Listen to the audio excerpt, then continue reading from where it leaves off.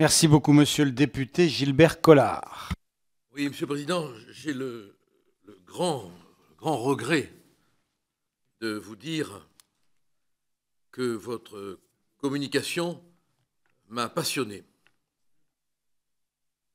Je suis désolé, mais bon, prenez-le comme ça, voilà. Je l'ai lu avec... Je le prends comme je veux. Ben, c'est encore heureux. Il manquerait plus que je vous impose ça à la prise. Bon. Je voudrais vous dire que ça m'a fait... Non, mais ça m'a passionné, voilà, bon, point barre, hein.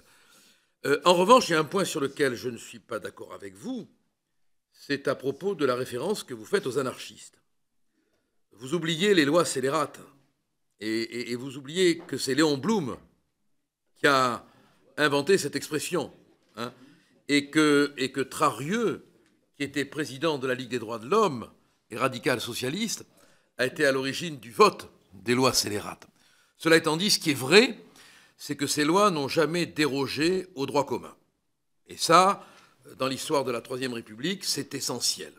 Alors pour aller vite sur la question de l'indignité nationale, je me pose une question et je voudrais qu'un de nos éminents collègues me dise par quel texte a été abrogée l'ordonnance de 1944.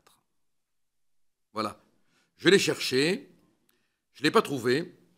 Ça ne veut pas dire que l'abrogation n'existe pas, évidemment, hein. Mais je me permets quand même de poser la question.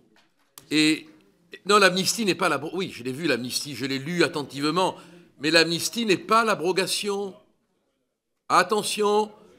Alors je me demande si on n'est pas en train de discuter d'une incrimination qui ne serait pas abrogée. Non, allez, arrêtons là. Le droit, c'est le droit. Ou elle a été abrogée, ou elle n'a pas été abrogée. J'ai cherché le texte d'abrogation, je ne l'ai pas trouvé. Il y a certes une amnistie, mais l'amnistie, tous les juristes le savent, n'est pas l'abrogation.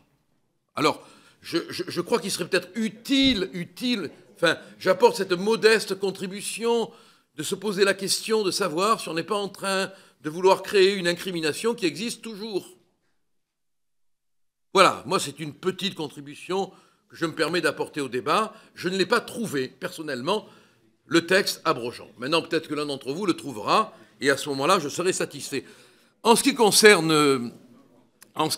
la notion d'indignité nationale, c'est vrai, Monsieur le Président de la Commission, que c'est une incrimination qui apparaît aujourd'hui comme anachronique, qui nous renvoie à une période qui n'est pas du tout, sur le plan du contexte historique, la même. Mais, comme je crois au symbole, je me permettrai simplement de vous dire que moi, je serais satisfait de savoir que l'homme qui tue le policier à terre n'a pas la même dignité nationale que sa victime.